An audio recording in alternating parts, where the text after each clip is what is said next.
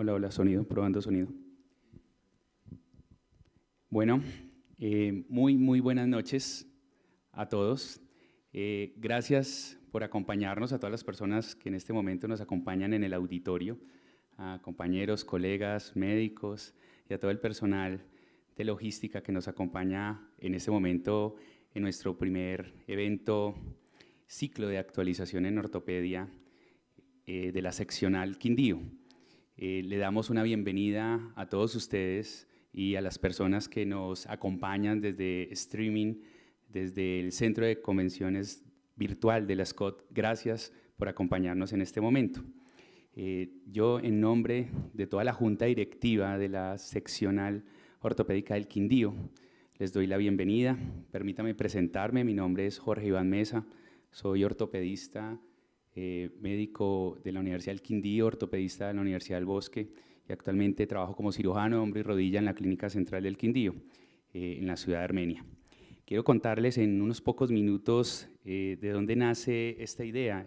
Queremos, como vemos acá, estamos en el corazón del país y queremos generar un proyecto interesante en el cual queremos exaltar todos los ortopedistas de nuestra región, iniciando por el Quindío. Entonces, gran parte de todo este proyecto inicia dándole la oportunidad a los ortopedistas de cada ciudad para participar y hacernos conocer por el resto de seccionales y obviamente para toda Colombia. Para esto, este proyecto inicia con la unión de 3 seccionales: seccional Quindío, seccional Caldas, seccional Risaralda, con la ayuda de nuestros presidentes actuales, la doctora Karin Cuello, de la seccional, presidente de la seccional Risaralda, el doctor Andrés Gil, ambos cirujanos de mano, doctor Andrés Gil, de la ciudad de Manizales y presidente actual de la seccional Caldas, y obviamente con el apoyo incalculable y muy agradecidos de toda la Junta Directiva Nacional de la SCOT, encabezada por el doctor Mauricio Zuluaga, el doctor Arbeláez y el doctor Vargas, quien nos acompaña. A todo el grupo logístico también estamos muy agradecidos, a Paola Ávila, quien nos ha ayudado a la organización y coordinación de este gran evento, al acompañamiento de Juan Pablo Medina, de Audiovisuales, quien nos acompaña para este magno evento. Y algo muy interesante de este proyecto que nace es la integración universitaria, donde queremos que las universidades, en este caso en nuestra ciudad, que tenemos pregrado, puedan integrarse desde el punto de vista académico, porque queremos que ellos también aprendan de todo lo que hace nuestra sociedad, de todo el legado de nuestros grandes ortopedistas que nos comparten estas grandes conferencias. Y este inicio va con una modalidad presencial, obviamente para la ciudad, y queremos extenderla de una manera online, híbrida, a través de los canales básicos, como por ejemplo YouTube o el streaming, como lo estamos viendo, y eso es algo interesante lo que estamos haciendo. Ustedes pueden ver también la app que si ustedes quieren descargar, que se llama Slido, donde pueden ubicar el código 2011 y allí pueden hacernos preguntas, que es algo que queremos interactuar con todo el público que nos va a acompañar. Déjenme presentarles a nuestro primer conferencista, el doctor Sebastián Osorio, quien es ortopedista, egresado de pregrado en la Universidad Javeriana, posgrado de la Fundación Sanitas, quien labora en la ciudad de Armenia y Pereira, quien nos va a hablar de un tema muy interesante, que son estrategias para la prevención de infecciones en reemplazos articulares, un tema muy candente, muy importante y que tiene una gran repercusión institucional y obviamente profesional.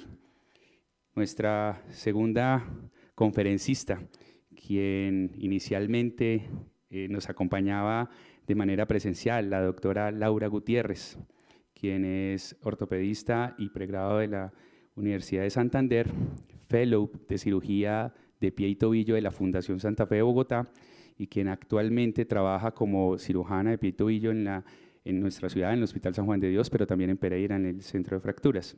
Y como les decía, quien inicialmente nos acompañaba presencial, pero está a muy corto tiempo de ser madre. Entonces, se tomó la opción de que nos acompañara desde su casa de una manera cómoda, pero en vivo, y quien nos va muy amablemente, y agradecemos a la doctora Laura que nos está viendo. Sabemos el gran esfuerzo y todo el ímpetu que nos dio para que nos acompañara. Laura, muchas gracias por acompañarnos. Nos va a hablar de manejo de tendinopatías de tendón de Aquiles.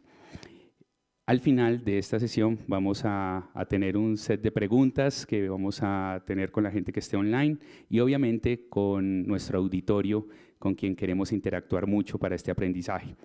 No siendo más, muchas gracias, de nuevo muchas gracias a todos mis compañeros, junta directiva, por la asistencia, e iniciamos con el doctor Osorio. Doctor Osorio.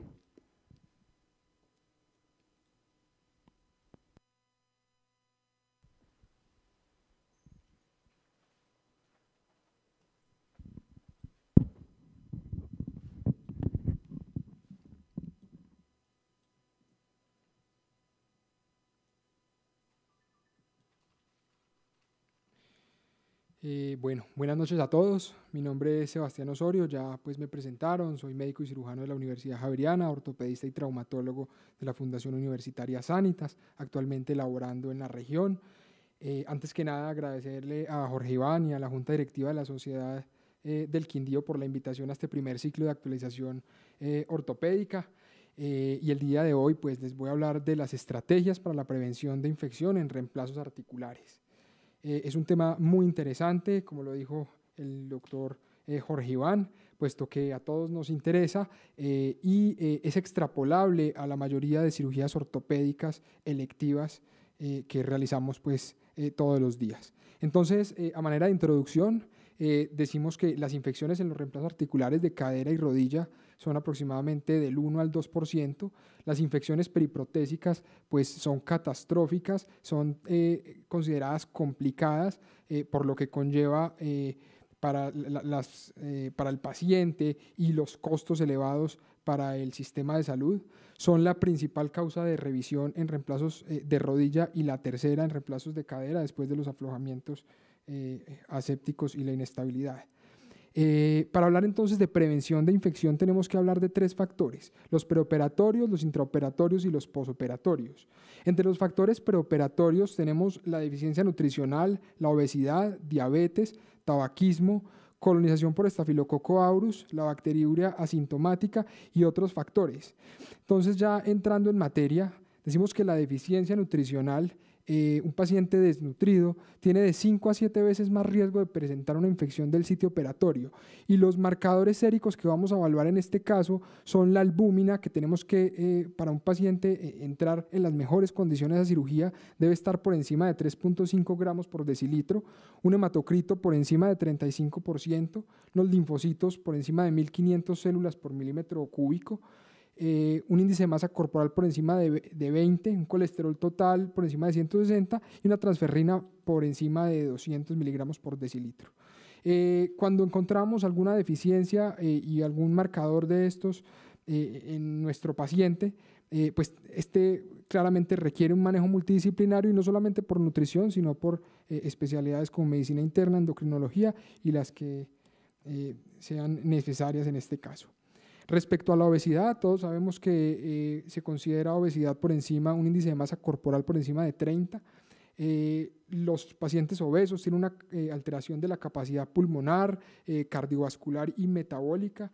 Se conoce ampliamente que el riesgo de infección y otras complicaciones se aumenta considerablemente, y también es claro que las cirugías aumentan su tiempo quirúrgico y aumenta el espacio muerto cuando estamos cerrando los tejidos, favoreciendo las infecciones de tipo órgano-espacio. Este es un artículo muy interesante del 2012 donde evalúan pacientes con obesidad, diabetes e hiperglicemia preoperatoria como predictores de infección periprotésica. Este es un estudio finlandés con 7.181 pacientes sometidos a reemplazo primario de cadera y rodilla, donde pues, se evaluó el riesgo que tenían los pacientes obesos, 4.66% versus un 0.37% en no obesos, en un punto de corte con pacientes de un índice de masa corporal de 40, pues ya obesidad grado 3. Pero lo interesante es que además de que este porcentaje de infección en pacientes obesos cuando tienen diabetes se dobla hasta un 8% este riesgo de padecer infección periprotésica. Entonces, para esto las estrategias son un manejo nutricional, dieta y cambio de hábitos. Actualmente ha estado muy de moda la cirugía bariátrica para estos pacientes, porque sabemos que pacientes obesos de edad avanzada es muy difícil llevarlos pues a un peso normal. Entonces se han llevado muchos a cirugía bariátrica, pero hay que tener en cuenta que la recomendación es no realizar una artroplastia hasta antes de 2 años de esta cirugía por temas de malabsorción intestinal e inflamación. La diabetes, conocemos también que se considera no controlada cuando tenemos una hemoglobina glicosilada por encima de 7%. Una hiperglicemia prolongada sabemos que causa inmunosupresión, disfunción de células de neutrófilos e inmunidad humoral y una disminución en número de células T. Otro estudio de la Universidad de Duke con una muestra nada despreciable de más de 1 millón de artroplastas de cadera y rodilla, evaluaron en este caso el riesgo de infección con diabetes no controlada y tenían un 2.28% más de infección en pacientes que no estaban controlados versus los diabéticos controlados. El tabaquismo es otro factor preoperatorio importante, sabemos que causa vasoconstricción, hipoperfusión, hipoxia, un estado inmunosupresor generalizado, retrasa la curación de las heridas, interfiere con la síntesis de colágeno y con la consolidación ósea. Los pacientes fumadores tienen 3.5 veces más riesgo de presentar una infección que los no fumadores y la recomendación en este caso es que el paciente cese el tabaquismo 4 semanas antes de la cirugía, pero idealmente serían 6 meses antes. La colonización por Staphylococcus aureus, esto también es muy interesante, esto no lo hacemos mucho en nuestro medio. Sabemos que es el microorganismo más comúnmente encontrado en las infecciones del sitio operatorio porque es el microorganismo que encontramos normalmente en la piel, en el tracto respiratorio. Tiene una inmunidad muy importante ante el huésped, genera proteínas de adhesión, la formación de biofilms que se adhiere a las prótesis, enzimas y toxinas, lo que hace muy difícil su erradicación. Este estudio en Boston de 7,000 pacientes evaluaron cuántos, le hicieron un tamizaje, un screening a todos los pacientes que iban a ser llevados a cirugía electiva ortopédica, encontrando que un 27% de ellos tenía una colonización por Staphylococcus aureus en sus narinas. Y la forma de manejarlos fue con mupirocina nasal y baños de clorexidina preoperatorios tópicos en el sitio quirúrgico. Un baño en su vida habitual, en la mañana, 5 días antes con esta clorexidina y mostraron una reducción muy interesante del índice de infección, un 59% respecto al periodo que no utilizaban este tamizaje y este tratamiento. Este otro estudio, que es una revisión sistemática y un metaanálisis del 2017, también está pues muy a favor de la clorexidina, de los baños de clorexidina 5 días antes de realizar nosotros el procedimiento quirúrgico. Entonces la evidencia pues nos muestra que es una práctica efectiva. La bacteriuria sintomática, este es un tema también muy controvertido. Anteriormente se daba tratamiento a los pacientes que tenían bacteriuria sintomática y la evidencia nos ha demostrado que no se recomienda realizar ahorita tamizaje, puesto que hasta el 40% de los pacientes van a tener cultivos positivos. Y esto no quiere decir que vayan a generar algún tipo de infección de diseminación hematógena, solamente se recomienda el manejo antibiótico en los pacientes claramente que tengan síntomas o que estén en estado de embarazo, pero lo que sí nos puede marcar una bacteriuria sintomática es un paciente de riesgo, un paciente que tiene bacteriuria sintomática, es un paciente que puede y que tiene una susceptibilidad mayor a padecer infecciones y en este caso infecciones periprotésicas. Otros factores pues no modificables preoperatorios son los pacientes con insuficiencia renal crónica, cirrosis hepática, artritis reumatoide, una infección articular previa, historia de malignidad, edad avanzada por encima de 75 años y un bajo estrato socioeconómico que pues ha sido descrito durante años en la literatura. Dentro de los factores intraoperatorios encontramos la profilaxis antibiótica, la preparación del sitio quirúrgico, la técnica, el cementado, la irrigación intraoperatoria, la profilaxis tópica, las transfusiones y otros factores. Respecto a la profilaxis antibiótica, ya también es algo que conocemos y que ha sido efectivo no solo en las cirugías ortopédicas, sino en casi todos los actos quirúrgicos de la medicina. La Academia Americana de Cirujanos recomienda utilizar cefalosporinas de primera y segunda generación, la primera generación cefasolina y de segunda cefuroxime. Esto porque tienen un gran efecto y un gran cubrimiento contra gérmenes gram positivos, y hasta un 40% de los gérmenes gram negativos son cubiertos por estos antibióticos, teniendo pues un amplio espectro de profilaxis. Y estudios en la literatura lo confirman. En esta revisión sistemática evidenciamos que el uso de antibióticos reduce el riesgo absoluto en un 8% y el riesgo relativo en un 81%, con valores estadísticamente significativos.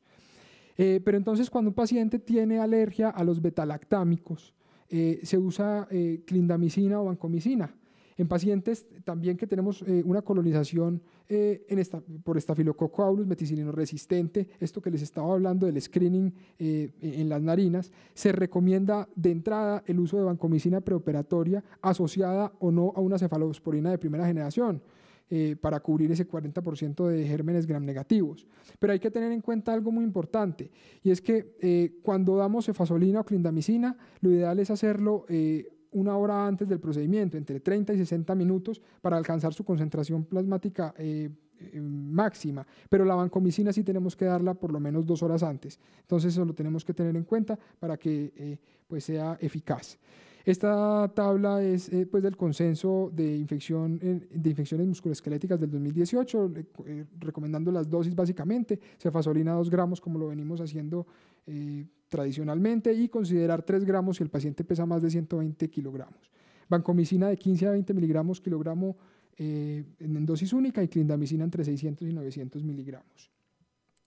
La preparación del sitio quirúrgico: se recomienda el lavado con antisépticos tipo yodopovidona o clorexidina, pero deben ser en solución alcoholada al 70%. La evidencia dice que debe tener la solución alcoholada para que sea pues mucho más eficaz. Cortar el vello, no hay evidencia de hacerlo, pero cuando lo necesitamos hacer, lo tenemos que hacer con un rasurador eléctrico lo más cerca a la cirugía posible, para evitar el daño epitelial y la colonización bacteriana. Este estudio habla básicamente defendiendo la clorexidina en solución alcoholada, la comparan contra la yodopovidona sola, evidenciando pues la supremacía de la clorexidina alcoholada versus solo la yodopovidona. Pero este otro estudio ya de la columna, de cirugía de columna, evalúan 2 preparados comerciales: Cloraprep, que es clorexidina con alcohol, y Duraprep, que es yodopovidona con alcohol, y evidenciaron resultados comparables con ambas preparados. Entonces, pues concluyen que son similares y que su acción es comparable. Continuando con la preparación del sitio quirúrgico, el draping, que básicamente es poner una película en el sitio donde vamos a realizar la incisión, inhibe la migración vertical y la recolonización bacteriana, pero no hay una suficiente evidencia que recomiende su uso. Sin embargo, los consensos sí lo recomiendan, y recomiendan aquel draping que es impregnado con yodo, que lo conocemos en nuestro medio como el Goban. El adecuado manejo de los tejidos blandos, colgajos para cierre por planos, la piel sin tensión, hacer una hemostasia exhaustiva, el uso del ácido tranexámico, que ya también está plenamente evidenciado que disminuye el riesgo de sangrado, de hematomas y el riesgo de transfusión. Evitar el tiempo quirúrgico prolongado, que sería idealmente menos de 120 minutos en la cirugía. El cementado con el antibiótico: tampoco hay evidencia suficiente de que disminuya infección. Hay estudios a favor del cementado con antibiótico, pero sin ser diferencias significativas que lo recomienden. Sin embargo, el consenso de expertos de infecciones musculoesqueléticas del 2018 también recomienda su uso. Y una cosa aparte ya es pacientes que son sometidos a revisión, que ya podemos incluso combinar otro tipo de antibióticos dirigidos en el cemento para fijar las prótesis. Respecto a la irrigación intraoperatoria, Este es un estudio recién salido del horno, es la primera edición del Journal of Arthroplasty del 2022, realizado en el Instituto Rodman en Filadelfia, donde recomiendan el lavado con solución yodada al 0,35% por 3 minutos antes del cierre, y esto evidenció una disminución del riesgo de infección de 2,34 veces menos, con un número necesario a tratar de 137, queriendo decir que se evita una infección perioperatoria por cada 137 pacientes tratados. La profilaxis tópica es un tema que se ha venido tratando en la cirugía de columna, porque inhibe la bacteria localmente en su lecho. La dosis recomendada y lo que se ha venido utilizando inicialmente en cirugía de columna es 1 gramo tópico de vancomicina, pudiéndose asociar o no a piperacilina tazobactam cuando queremos cubrir gram negativos. Estudios, por ejemplo, de Cani Colaboradores del 2014, también evidenciando que la vancomicina versus un grupo de control genera efectos positivos previniendo la infección con un número necesario a tratar de 36. Y esta revisión sistemática de la literatura y metaanálisis del 2020 confirma ese uso de vancomicina intraoperatoria tópica en las artroplastias primarias de cadera y rodilla. Este diagrama de efectos, este forest plot, evidencia los estudios que se evaluaron en la revisión sistemática, todos a la izquierda de la línea del 1, demostrando pues la eficacia de la vancomicina tópica para prevenir infecciones periprotésicas. Las transfusiones, otro tema interesante, sabemos que tenemos que evitarlas al máximo, puesto que pacientes que son llevados a transfusión tienen más riesgo de infección periprotésica. Y otros factores intraoperatorios, como las salas que tienen aire con flujo laminar. Antes se pensaba que era la panacea, pero ya nos dimos cuenta que definitivamente el flujo laminar no es superior a las salas de flujo convencional, y que en cambio hay estudios donde han demostrado contaminación del ambiente con esas salas de flujo laminar. Y esto no es por el flujo laminar, esto es por el tráfico de personas y el posicionamiento de los equipos dentro de la sala, que generan una contaminación del ambiente. Otros factores intraoperatorios, no hay diferencia con el uso de trajes quirúrgicos tela o desechables. El cambio de guantes se recomienda después del draping, después de vestir el paciente y antes de colocar el implante definitivo. Y, por supuesto, limitar el número de circulantes de la sala. Entre los factores posoperatorios hablamos de la profilaxis antibiótica, de los catéteres urinarios, la cobertura de la herida y otros factores. Respecto a la profilaxis antibiótica, se debe mantener hasta por 24 horas, pero no hay evidencia que mantener este antibiótico por más de 24 horas prevenga las infecciones periprotésicas.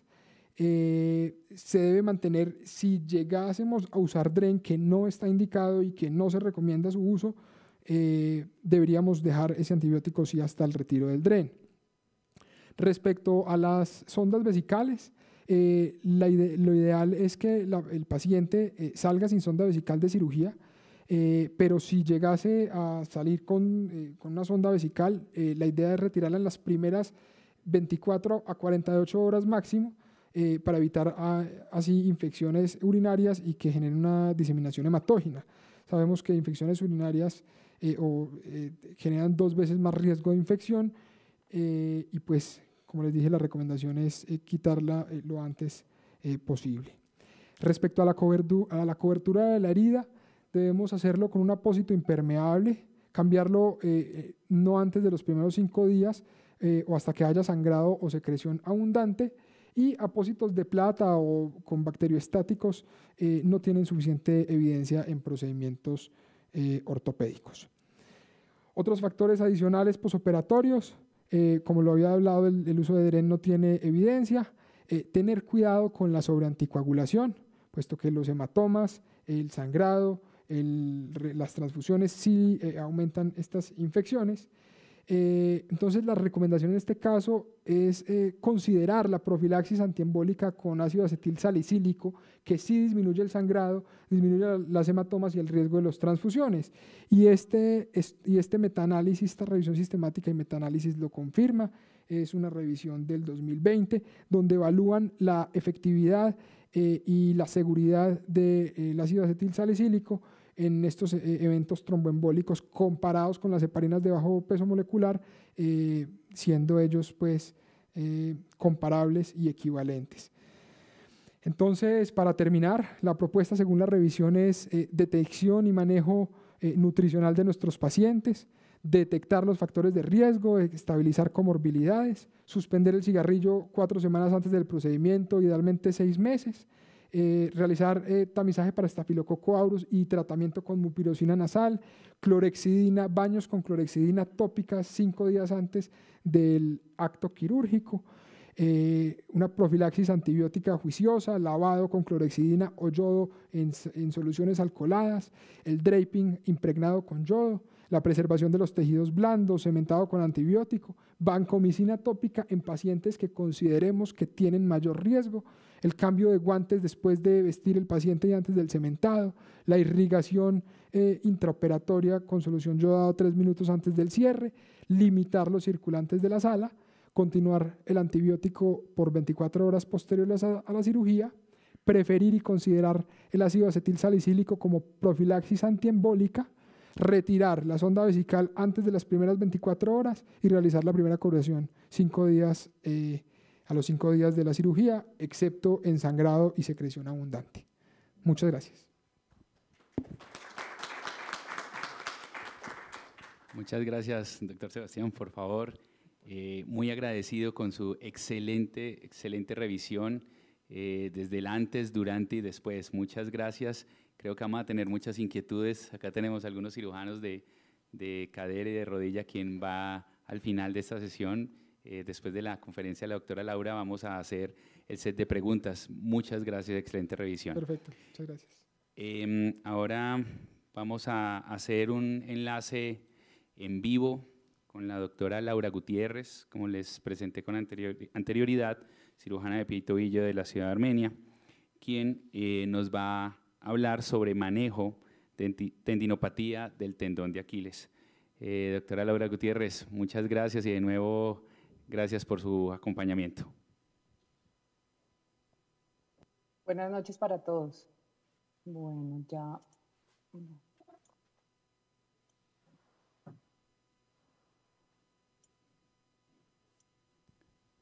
Ya estamos viendo la presentación, ya está corriendo, doctora Laura. Sí. Gracias. Muchas gracias. Primero que todo, agradecerles por la invitación. Realmente es una oportunidad muy valiosa para nosotros hacer este tipo de actualizaciones y obviamente para los profesionales de salud, los estudiantes y los internos que tenemos a cargo. El tema del cual voy a hablar hoy es sobre ruptura crónica del tendón de Aquiles. Vamos a tener una parte un poquito enfocada primero como a los estudiantes, a los médicos generales y a los estudiantes en formación. Y finalmente voy a hablar del tipo de técnicas que se utilizan, que están descritas para el manejo de la ruptura crónica del tendón y voy a describir pues, el tipo de técnica que uso y con el que más tengo experiencia para el manejo de las rupturas crónicas. Para empezar, yo soy egresada de la Universidad Industrial de orgullosamente Santa Ana, pero profundamente agradecida en esta zona, con esta tierra que me ha acogido y que me permite desarrollar mi vida laboral y en este momento mi vida familiar. Para comenzar, el tendón de Aquiles es el tendón más fuerte y largo que tenemos en el cuerpo. En estudios biomecánicos hemos visto que tiene una fuerza tensil de 50 a 100 newtons y es uno de los tendones que más frecuentemente sufre ruptura de manera espontánea. Se dice aproximadamente que el 80% de estas rupturas ocurren entre los 2 y los 6 centímetros de su espesor. Esto se debe principalmente, una de las teorías que tenemos para darle razón a esto es que la vascularidad que tiene el tendón de Aquiles es compartida. El aspecto lateral viene de la arteria peronea y el medial viene por parte de la arteria tibial posterior y se crea una zona se se crea una zona hipovascularizada, una zona terminal entre las dos arterias, y eso produce que en esta zona se ocurran la mayor parte de las rupturas. No necesariamente en pacientes con cambios de tendinopatía, solamente por el hecho de tener área de hipovascularidad.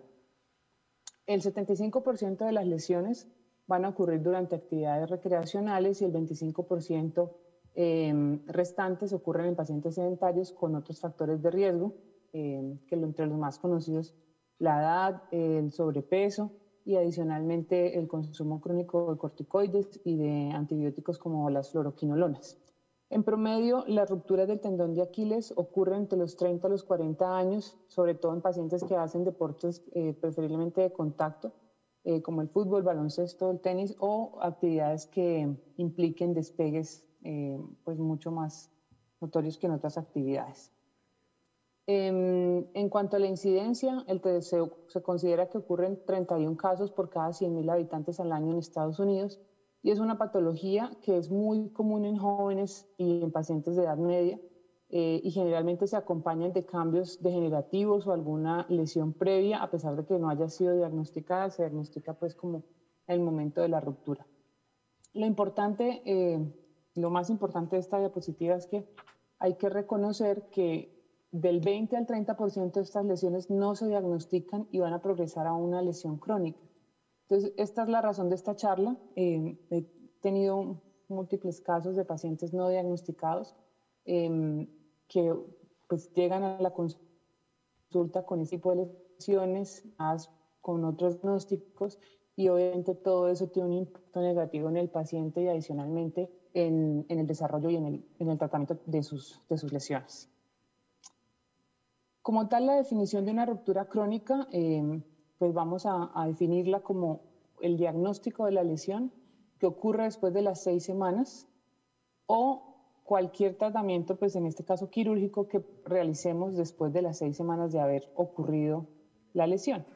Entonces, como lo decía antes, el manejo de la lesión es técnicamente más demandante, requiere técnicas más avanzadas, de pronto un poco más invasivas, y eso cambia el pronóstico de esta lesión, debido a que siempre vamos a encontrar retracción de los tendones, retracción de los cabos, de los cabos proximal y distal de la lesión, y adicionalmente el proceso de cicatrización y fibrosis y remodelación. Los bordes finalmente se remodelan, y cuando uno va a hacer la reparación encuentra que los cabos finalmente van a ser más cortos de lo que inicialmente era.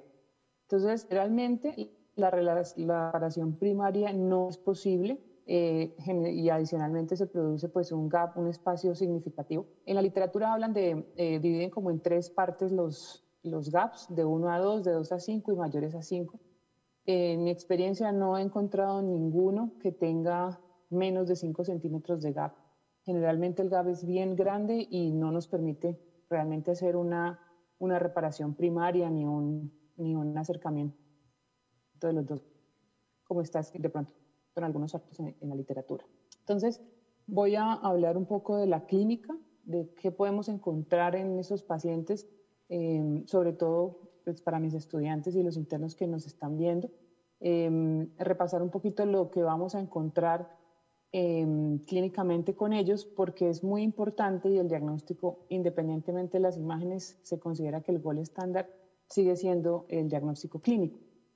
Entonces, es más difícil diagnosticarlo, rupturas crónicas de Aquiles de manera aguda.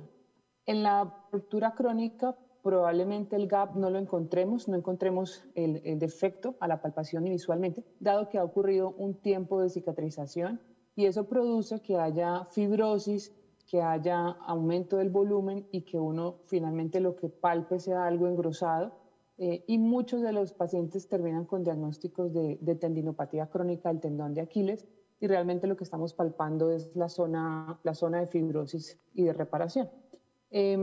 Probablemente si han pasado más de 6 semanas o incluso más, vamos a ver que el paciente probablemente no tenga una limitación tan marcada para la flexión plantar. y esto se debe a que de todas maneras existen otros tendones que suplementan pues que suplen un poco en parte la flexión plantar, como el tibial posterior, los peroneos y el flexor largo de los dedos. Entonces, así como tenemos pacientes con cojera, también tenemos pacientes que pueden realizar una flexión no igual, pero si uno es muy detallista, probablemente no lo note o si no lo examine. El paciente se va a quejar de debilidad en la pantorrilla. Muchos tienen diagnóstico también de desgarro, de gastrocnemios, son manejados por ese diagnóstico, van a terapia física y se les trabaja pues, con ese diagnóstico y realmente pues, no es el diagnóstico. Al haber un alargamiento del Aquiles en el intento del cuerpo de hacer la reparación, pues vamos a encontrar una pérdida del equino fisiológico y finalmente pues, el paciente también va a presentar. El paciente de 35 años que llegó al consultorio con una lesión crónica, tenía 8 semanas después de un accidente de tránsito. Como vemos en la imagen, en la parte posterior, en el retropié, lo que vemos es un engrosamiento, algo de edema. Si comparamos con el contralateral, lo que vamos a encontrar es que se pierde este surco que se genera en la parte posterior bimaleolar y encontramos es algo muy engrosado y duro y probablemente no vayamos a palpar el gap. Estas son una imagen de una lesión en agudo, es un paciente que tiene 8 días de la ruptura del tendón de Aquiles. Como vemos, ocurre un hundimiento en la parte posterior en el sitio donde se ocurre la lesión y pues obviamente los cambios inflamatorios de la lesión en agudo. Comparado con la lesión crónica, pues siempre es diferente, entonces por eso es muy importante siempre evaluar al paciente y descubrir la zona que vamos a evaluar. Bueno, este es el paciente que les acabo de mostrar. Perdón.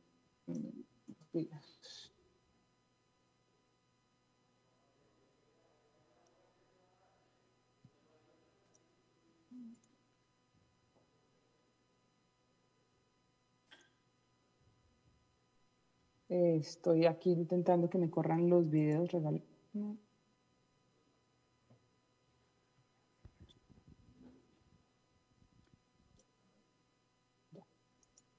Ya.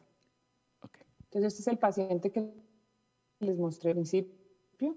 Es un paciente que tiene limitación para el despegue, tiene 8 semanas de lesión, no hace la flexión plantar y es un tipo de marcha muy llamativo, característico de los pacientes que tienen lesiones del tendón de Aquiles crónica, paciente con una marcha débil y sin realizar la plantiflexión. Esta es otra paciente, 35 años, deportista recreativa, jugadora de baloncesto, que tuvo una lesión en un salto y posterior a eso fue manejada como un desgarro de gastrocnemios. Ahorita 3 meses después dolor y no dolor sino limitación en el despegue y sobre todo para poder subir escaleras. Entonces si vemos en la parte posterior vemos algo engrosada pero no vemos como tal ni el defecto ni vemos ningún tipo de lesión en la piel. Bueno, este es el famoso signo del test de Thompson, que es el que nos ayuda a ser parte del diagnóstico, sumado pues a los hallazgos que acabo de mencionar. Este test se hace con el paciente en detoprol, con la flexión en 90 grados y con una maniobra de presión del tercio medio de la pierna. En este caso, este que estoy mostrando acá es el test de Thompson positivo comparado con el otro en donde sí se realiza la plantiflexión. Negativo será que está sano. La pérdida del equino fisiológico se refiere a esto. La pierna permanece en extensión, el tobillo permanece en extensión cuando está sano y realiza dorsiflexión al no tener resistencia en la parte posterior del tendón de Aquiles. Dentro de las diagnósticas, lo que podemos ver en las imágenes, como siempre les digo a los estudiantes, en la radiografía podemos encontrar no solamente lesiones óseas, que son las que generalmente buscamos, sino también podemos ver lesiones de tipo pues, en los tejidos blandos. En este caso, lo que vamos a encontrar en la radiografía lateral del tobillo es una alteración en la grasa de Cajer, una alteración en la forma del tendón de Aquiles. Si se dan cuenta, no es una línea recta como normalmente la vemos, de pronto no la detallamos, pero sí se ve. Y esto nos podría ayudar a pensar en una lesión del tendón de Aquiles, sobre todo porque muchos pacientes tienen algún tipo de trauma y en el servicio de urgencias son valorados como para descartarles principalmente fracturas. En las ecografías vamos a ver espacios irregulares, de pronto cambios de tendinopatía, y finalmente en la resonancia, en el T1 lo que vamos a ver es principalmente pues, la alteración en la señal en el tendón, vemos el gap vemos el gap en esta zona, el cabo proximal y el cabo distal, y el hundimiento o la retracción de los dedos en la zona posterior del T2 generalmente es una intensidad un poco más aumentada, en este caso el tendón, el cabo proximal y la zona de declive en la zona posterior del retropie. Una vez uno puede observar si hay cambios de tendinopatía que les indiquen a una enfermedad previa. El gol estándar definitivamente es el examen físico. No necesitamos imágenes para hacer el diagnóstico, sin embargo nos ayudamos con ellas para evaluar el estado del tendón y saber si tenemos que hacer algún tipo de intervención adicional como manejo de la tendinopatía. Dentro de las técnicas quirúrgicas, entonces lo que vamos a hablar principalmente es que hay maneras de hacerlo de manera con la cirugía tradicional y hay técnicas nuevas, diferentes que se realizan, sobre todo con el objetivo de mejorar el traumatismo de los tejidos blandos, porque esta zona también es una zona hipovascularizada en cuanto a no en cuanto al tendón, sino en cuanto a la piel.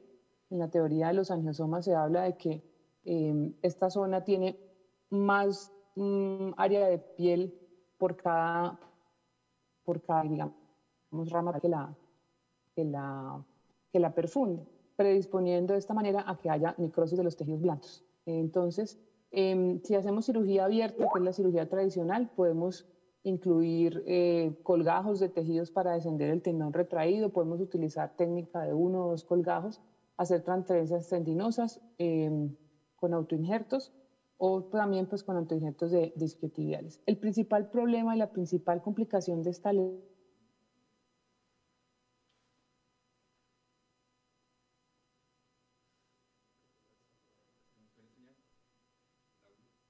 en cuanto a un procedimiento estándar, realmente la recomendación es que uno conozca 1 o 2 técnicas quirúrgicas y que aplique pues, con la que más se sienta cómoda, con la que más tenga experiencia, porque definitivamente no hay una totalmente recomendada para el manejo específico de la lesión.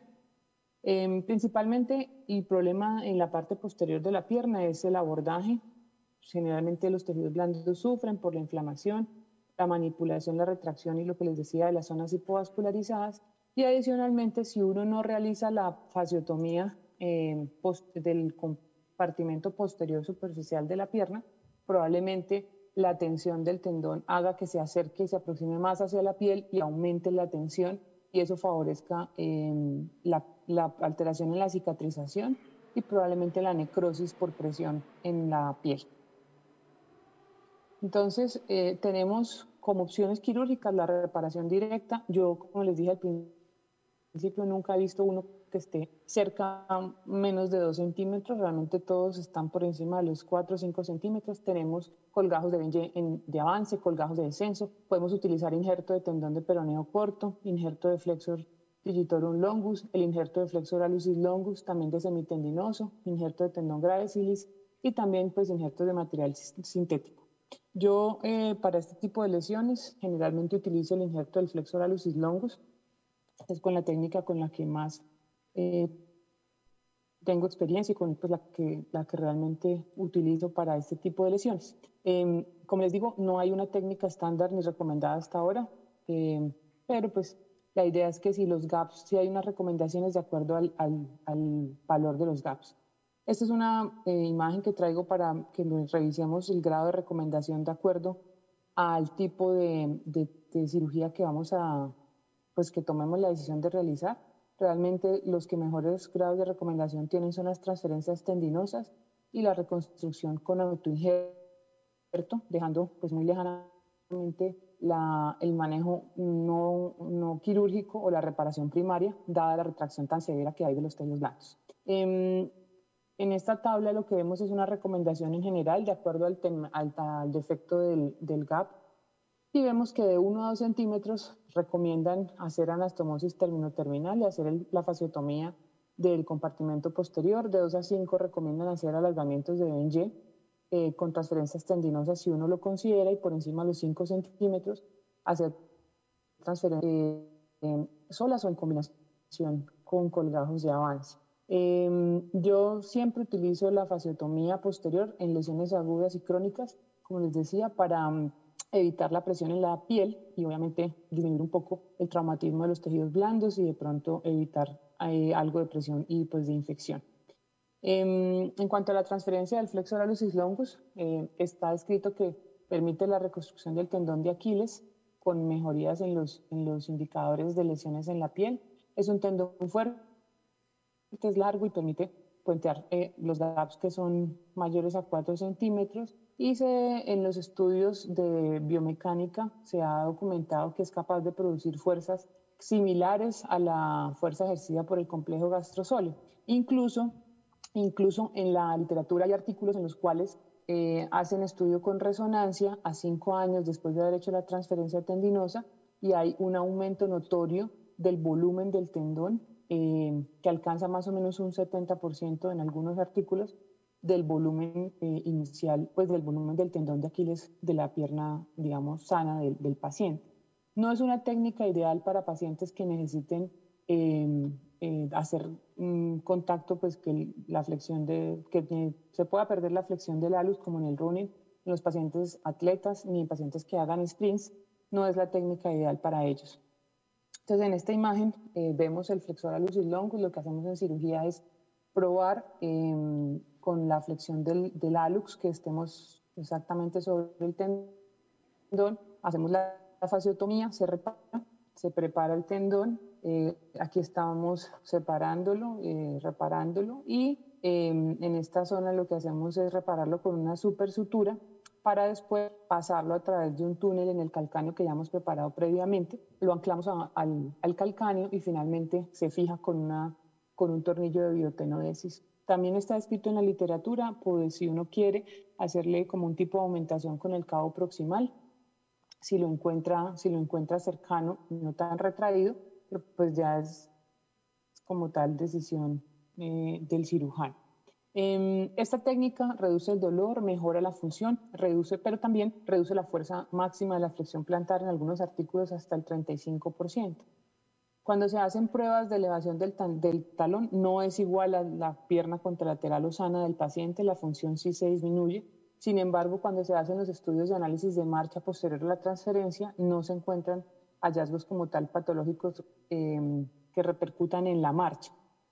Este es una tabla de un artículo en donde ellos hacen 4 tipos de pruebas para evaluar si hay o no alteración en la dinámica de la fuerza, resistencia, amplitud, y en una técnica de un salto monopodal.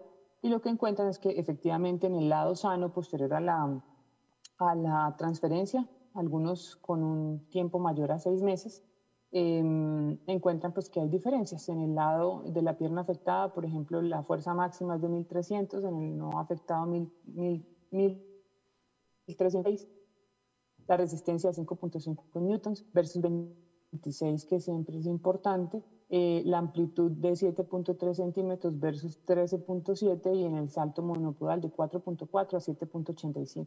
Es decir, no se logra completamente recuperar la fuerza previa que tenía el paciente. Sin embargo, es tal vez una de las mejores técnicas que hay, que permite una rehabilitación precoz y que permite al paciente recuperar su marcha. En los cuidados posoperatorios, lo que generalmente yo hago es tener el paciente sin apoyar, usando muletas, las primeras 3 a 4 semanas. Uso tromboprofilaxis. Está escrito que los pacientes que tienen manipulación del complejo gastrosóleo tienen un riesgo mayor de hacer procesos enfermedad tromboembólica. Generalmente los inmovilizo con una bota Walker con talonera para mantenerles el equino. Indicamos fisioterapia la primera semana de posoperatoria, y más o menos de las 5 a las 6 semanas hacemos el retiro de la bota con un apoyo parcial, también con talonera para mantener el equino. Entonces, para llevar a la casa, las rupturas crónicas están descritas del 20 al 30%, es un porcentaje muy alto.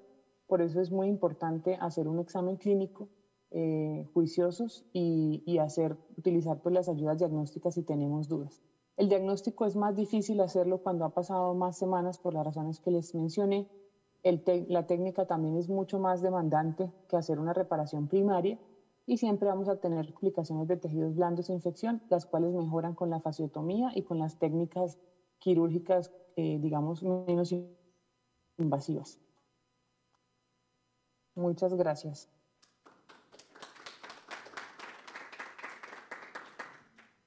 Doctora Laura, muchísimas gracias. Excelente conferencia. Estuvo muy bien. La transmisión y las imágenes y los videos compartidos los pudimos disfrutar durante la conferencia. Quedo muy agradecido y de nuevo gracias por el esfuerzo y por tu enorme entrega, por acompañarnos en este evento. Quiero agradecerle a todos. Hay una muy buena participación en línea en este momento y tenemos varias preguntas. Vamos a iniciar en orden como en las conferencias, primero con el doctor Osorio. El doctor Rubén Carvajal va a enfocar unas preguntas que nos han hecho en las plataformas de streaming y en Slido, perdón. Entonces, Rubén, por favor, enfoquemos esas preguntas. Muchas gracias. De nuevo, agradecimientos a la sociedad por este apoyo a la seccional y a la regional. Excelentes conferencias y presentaciones. El doctor Osorio hizo una revisión general muy útil para que nosotros pues enfaticemos que prevenir esta complicación catastrófica que es la infección de una prótesis o periprotésica que se nos ha presentado, como él lo dijo al principio, en implantes ortopédicos sin que sean lo que llamamos prótesis. Hay dos preguntas en este instante. Una de ellas preguntan al doctor Osorio si utiliza algún protocolo prequirúrgico de rutina para el estudio nutricional en pacientes que van a ir a reemplazo articular y considera alguna condición particular para solicitarlo o para hacerlo. Bueno, buenas noches de nuevo. No hay un protocolo que se siga, pero cuando el paciente entra al consultorio, uno sí puede fácilmente evidenciar la palidez mucocutánea, un paciente que tenga un índice de masa corporal por debajo de 20 también es fácilmente visible en un encuentro inicial, y con un simple cuadro hemático podemos tener, pues que casi siempre lo tenemos a la mano, porque son pacientes que no es la primera vez que consultan y que son pacientes que seguramente van a tener un cuadro hemático de los últimos 6 meses. Podemos tener el recuento de leucocitos, podemos tener el hematocrito, con el peso y la talla podemos tener el índice de masa corporal. Nos haría falta la albúmina, pero la transferrina y el colesterol, pero creo que en un primer acercamiento con el paciente, un cuadro hemático es suficiente para saber o no si necesitamos hacer pedir paraclínicos y tratar a este paciente de forma multidisciplinaria. Sí, de acuerdo. Es realmente difícil que uno cuente con todos los laboratorios que uno quisiera y tener el paciente ideal en todos los aspectos.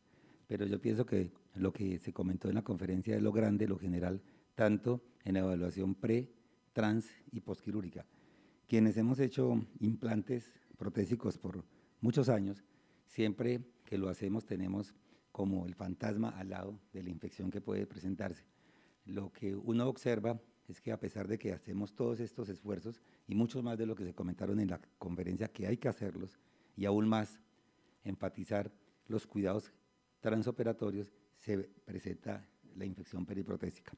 Hay una pregunta también acá en el chat acerca de que cuando se inicia la cirugía y esta se prolonga, ¿cuándo está indicado realizar una nueva dosis de profilaxis antibiótica iniciada después de que se inició la cirugía?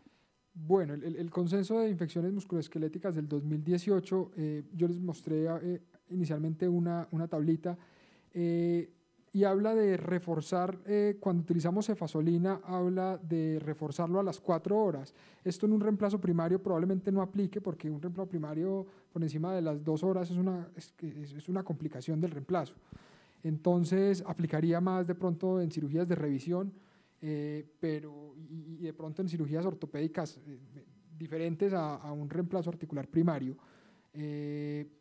La vancomicina es una dosis única y la clindamicina también se podría dar nuevamente a las 4 horas de iniciado el acto quirúrgico.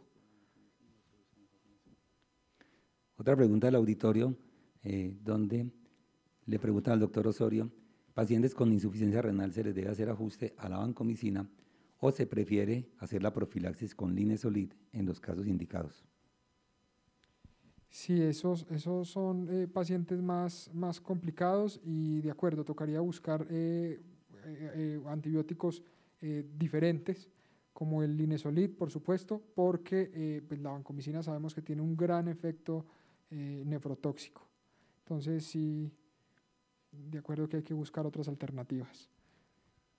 De acuerdo. Voy a hacer unos comentarios finales con relación a la prevención de infección en las prótesis o en los implantes que colocamos nosotros, y es que realmente nosotros tenemos que ajustarnos a que la profilaxis sí debe ser dentro de la primera hora, y hemos venido avanzando, yo creo que en todas las IPS de Colombia, en que sea estricto, y si el paciente está más de una hora en la sala de preanestesia o de inducción, se le coloque nuevamente la dosis porque ya la concentración inhibitoria mínima pues, ha bajado.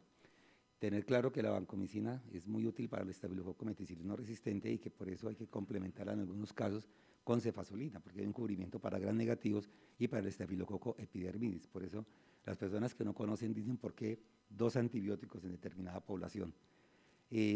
Cuando los pacientes en nuestro hospital presentan estancia más de 3 días, el protocolo nuestro es que a estos pacientes se les realiza vancomicina porque los podemos pensar que están colonizados con estafilococo meticilino resistente, aureus, y amicacina, porque el 40% de nuestras infecciones en el hospital que hacemos semestralmente en nuestro seguimiento es con gram negativos. Y aquí están los médicos que nos acompañan en las rondas diarias y conocen que vemos Klebsiella, Pseudomonas, E. coli, que no se veían en otros momentos cuando iniciamos la práctica quirúrgica. Entonces es una de las cosas que a veces omitimos, que el antibiótico sea el tiempo suficiente y en el caso de la vancomicina que sea mínimo 2 horas, entre 2 y 3 horas para que tenga la concentración en sangre, y es lo que nosotros hemos hecho. Quiero reforzar el lavado con clorhexidina que está en el protocolo nuestro institucional. Pacientes que están dentro de la institución se bañan la noche anterior, 1 minuto del cuello hacia abajo, las áreas que se puedan bañar, sobre todo cuando van a ser sometidos a reemplazos de cadera por fracturas intracapsulares del cuello, fracturas que requieren implantes. Ya lo extendimos a la osteosíntesis con el grupo de infectología, pacientes que ya tienen esta estancia, y el día de la cirugía se bañan nuevamente. Son 2 baños que tienen los pacientes que están intrahospitalarios y lo recomiendan en nuestro esquema de profilaxis, que los pacientes también lo reciban, los ambulatorios que van para implantes, sobre todo para prótesis. Les insistimos en que se cambien la ropa interior y la ropa de cama y la toalla con la que se secan los pacientes, porque es la que han utilizado durante varios días, entonces el baño no se pretende. Son 2 detalles interesantes con relación a la profilaxis antibiótica y al baño, porque estamos hablando de la prevención en la infección. Finalizo comentando que hemos trabajado bastante con el grupo médico y asistencial de enfermería, que los pacientes estén con la herida cubierta hasta el egreso y no les hacemos curación de rutina hoy en día a nuestros pacientes de reemplazos articulares ni de fracturas de cadera. Y esto venimos trabajando y hemos visto alguna respuesta en la reducción de las infecciones. Sin embargo, siempre aparecen nuestros pacientes infectados, a pesar de todos los esfuerzos que el doctor Osorio nos dijo en una excelente presentación y nos recuerda qué debemos hacer y que debemos colocar más cuidado para prevenir este desastre que cuando uno se enfrenta frente a una herida que llorosea, que está caliente, que tiene eritema después de una prótesis o de un implante, queda uno como bastante preocupado. Bueno, Rubén, muchas gracias. Excelentes respuestas y recomendaciones. Bajo la práctica es muy importante prevención. Y tenemos otra pregunta del doctor para Laura. Listo, perfecto. Entonces vamos a cerrar este ciclo. Agradecemos la intervención, doctor Osorio, Rubén, su intervención valiosa en su experiencia, y muchas gracias. Vamos a seguir a las preguntas iniciales con la doctora Gutiérrez. Ya, doctora Laura, Puedes abrir tu micrófono, perfecto, ¿nos escuchas bien? Sí, sí, señor. Bueno, Escucho muchas bien. gracias de nuevo por tu conexión. Vamos a iniciar con una pregunta con respecto a la tendinitis aguda, no yendo al evento quirúrgico, y es una pregunta que nos hacen en Slido. ¿En qué momento, después de que tu paciente inicia con tendinitis aguda, obviamente dentro del protocolo está iniciar el proceso de rehabilitación, ¿en qué momento consideras que este proceso falló? Y si este falla, aún no se ha roto el tendón, ¿qué otras alternativas puedes tener para ese paciente que aún no ha llegado a un proceso crónico y que aún no ha roto el tendón? Gracias. Ok. Pues primero que hago yo es hago todo el manejo no quirúrgico, ¿sí? Terapia, se usa ondas de choque, podemos usar plasma rico en plaquetas, ortobiología. Y si definitivamente después de hacer el protocolo de manejo ortopédico no hay solución, uno podría realizar una exploración del tendón de manera endoscópica, con tenoscopia, realizar, pues, quitar las zonas que están con algún tipo de cambios degenerativos. En la tendinitis generalmente no es la tendinitis pura, sino generalmente se acompaña de cambios de tendinopatía. Habría que revisar el tendón y uno lo puede hacer de manera, digamos, no invasiva con técnicas de tenoscopia, o si tiene una resonancia y tiene algún tipo de cambios con mayores hallazgos de tendinopatía, podría uno hacerlo abierto, explorarlo e incluso, si fuera la insercional, reinsertarlo y quitar pues como toda la parte degenerativa. Muchas gracias. El doctor Smith Gamboa nos tiene una pregunta. Smith, por favor. Doctora Laura, primero decirle que una magnífica conferencia, una muy alta calidad. Muchas gracias. Quiero hacerte una pregunta. ¿Qué tantos pacientes que se manejan ortopédicamente en su fase aguda, en tu experiencia has visto que terminan en lesiones crónicas? ¿Existe alguna evidencia al respecto? ¿Cuándo consideras que es un tratamiento ortopédico fallido y se convierte ya en una lesión crónica? ¿Y cómo lo manejas? Gracias. Ok. Uno puede intentar hacer manejo ortopédico de las lesiones y de hecho hay artículos que hablan de cómo debe ser el protocolo. Lo que se indica es que uno, si el gap es menor de 2 centímetros, lo debe uno evaluar con ecografía semanal y adicionalmente colocarlo con una bota Walker y una talonera para mantener el equino. Si a las 6 semanas hay ya signos de cicatrización y no hay una elongación evidenciada en la ecografía, uno podría decir que el tratamiento es adecuado y iniciar la segunda fase pues como de la rehabilitación y considerar no quirúrgico, ¿sí? Si a las 6 semanas, a pesar de que pues pueden pasar dos cosas, que haya un aumento del gap o que no, si hay aumento del gap, pues la indicación sería quirúrgica, pero si a las 6 semanas ya no hay gap, pero el paciente tiene una elongación de la pierna y tiene pérdida del equino fisiológico, sería una indicación para hacerle cirugía. Hay un artículo que tiene una serie muy grande, es un artículo británico que tiene una serie de casi 3.000 casos de lesiones manejadas, de rupturas agudas manejadas de manera ortopédica, pero son pacientes que son pacientes mayores de 50 años, pacientes que tienen controles semanales con ecografía y que tienen acceso a su bota y a su talonera, ¿sí? Digamos que en nuestro medio eso es un poco difícil de lograr y en mi experiencia personal los pacientes no hacen ni el protocolo ni se cumple y casi que todos terminan en una exploración y en una sutura, bueno, en una reconstrucción del tendón Aquiles, por como decir, se convierten en una lesión crónica y se manejan como tal. Excelente, Laurita. Tenemos una pregunta en streaming muy interesante. Nos pregunta Daniela Caterín Rodríguez, una pregunta sobre cómo es la parte funcional en la marcha después de cirugía de tenorrafia aguda del tendón de Aquiles, y si esto podría dejar una alteración transitoria o crónica después de la cirugía, y qué recomendaciones os darías o le darías a tu equipo de rehabilitación. Bueno, la reparación primaria, mejor dicho, el tendón no queda pues nunca de la misma longitud. Obviamente es diferente hacer una cirugía en reparación aguda y en reparación crónica.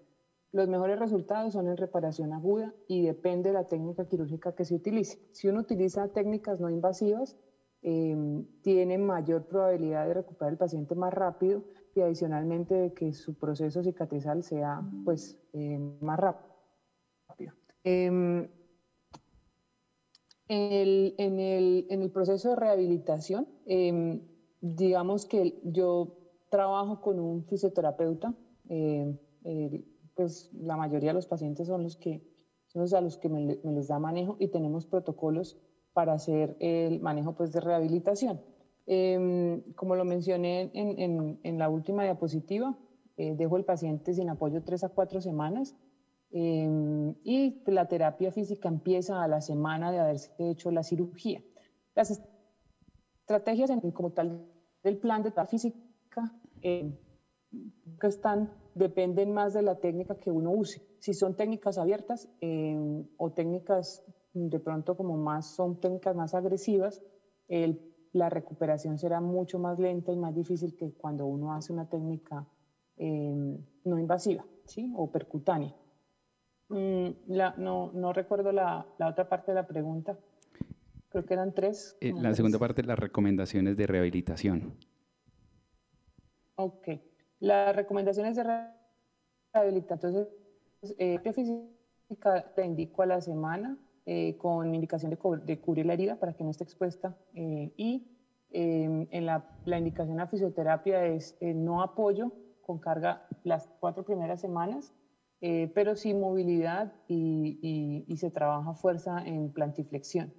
Los puntos se retiran a los 15 días y después, bueno, estas 3 a 4 semanas se empieza la descarga parcial con bota, pero con talonera. A las 6 semanas, en término, pues, ya suspende la bota y utilizamos pato tipo tenis con suela y con talonera también para darle equino al pie. Más o menos uno esperaría que a los 3, 4 meses, dependiendo de la técnica que use, el paciente tenga una marcha independiente. Sin embargo, esta es una cirugía, digamos que la recuperación es bastante demorada por términos de cicatrización del tendón, independientemente pues, de la técnica. Pero decir que un tiempo específico como para decir responder al cuánto tiempo dependería como de la técnica quirúrgica que se haya utilizado.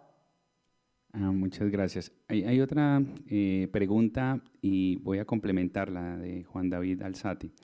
Uno de los riesgos o las posibilidades es la alta incidencia de reruptura, porque es un tendón enfermo el que definitivamente se lesiona. Entonces quiero hacerte 2 preguntas. ¿Cómo ayudas a mejorar esa calidad de tejido en las reparaciones que haces del tendón de Aquiles? Tú hablaste algo de ortobiológicos, me llamó mucho la atención, ¿es importante? ¿O utilizas el injerto de plantar para ayudarte a disminuir esta incidencia? ¿Y cuánto es la posibilidad de reruptura? Gracias. Bueno, sí hay un porcentaje alto de reruptura dependiendo de los factores de riesgo. Si el paciente tiene identificado el factor de riesgo, hay que modificar vaquismo, eso con corticoides y de fluoroquinolonas. Algunos artículos hablan de la incidencia de reruptura, algunos del 15%, otros hasta el 35%, dependiendo pues, de los factores de riesgo. Hay artículos y hay literatura que hablan acerca de la prevención de reruptura utilizando plasma rico en plaquetas. Se puede utilizar intraoperatoriamente o incluso pues, en el posoperatorio. No todos los pacientes digamos, de acuerdo a eso todos lo sabemos, seguro, tienen acceso a esto, pero sí está escrito, se utiliza y nosotros lo utilizamos en algunos pacientes, el plasma rico en plaquetas para eso, similar a lo que se hace en lesión del cruzado anterior. Muchas gracias. Tengo una última pregunta en la plataforma de Slido. Ya es una pregunta un poquito más profunda, doctora Laura. Nos preguntan, cuando existe una infección por artritis séptica de tobillo sobre la mortaja, ¿qué rango articular puedo movilizar sin romper el tendón calcáneo luego de una patología crónica de 5 años? Gracias.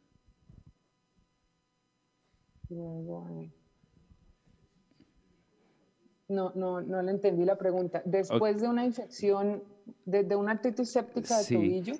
Te lo voy a, como la entiendo, pues la hice puntual como me la escribieron, pero es un paciente con una patología crónica, seguramente con una artrofibrosis, donde se requiere movilizar dicha articulación.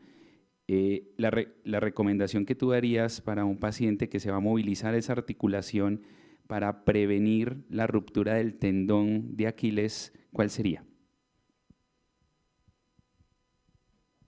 Pues no, digamos que la artrofibrosis o entiendo que es como la manipulación posterior. Sí, así es, la manipulación. De la movilidad de la articulación.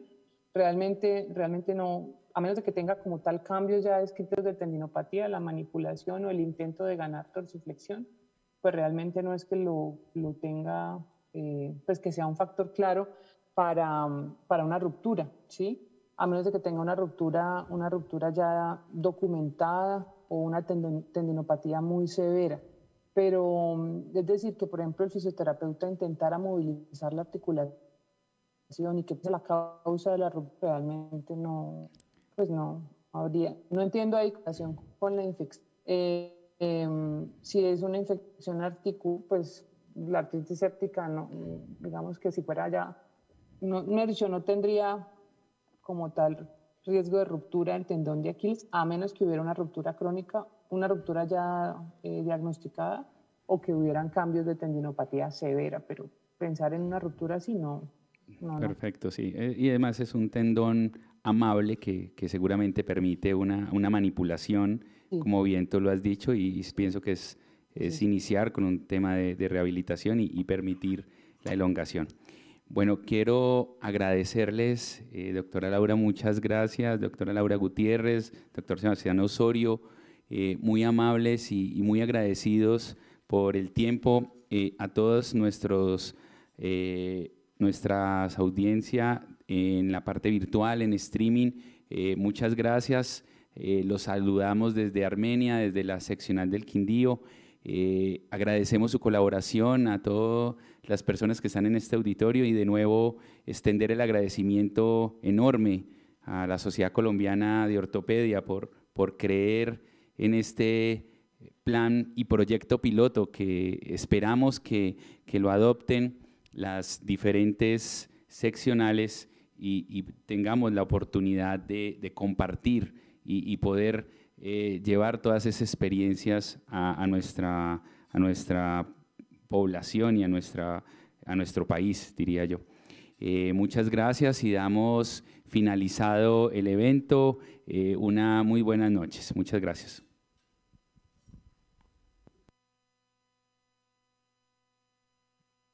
Buenas noches.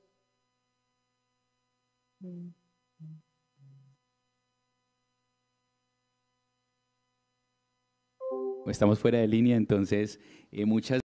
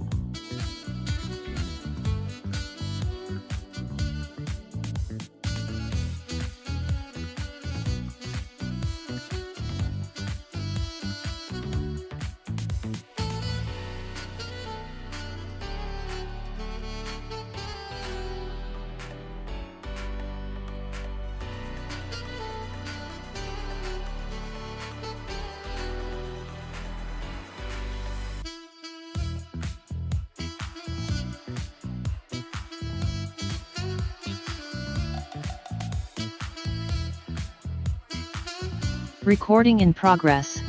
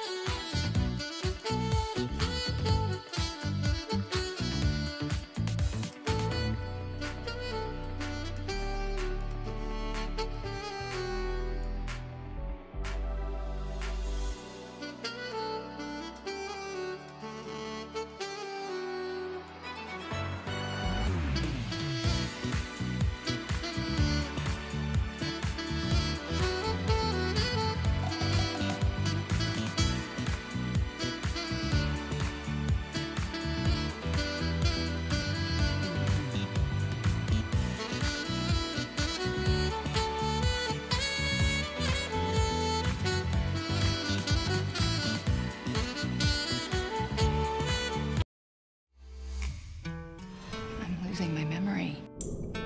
Sometimes I think about what my very last memory will be.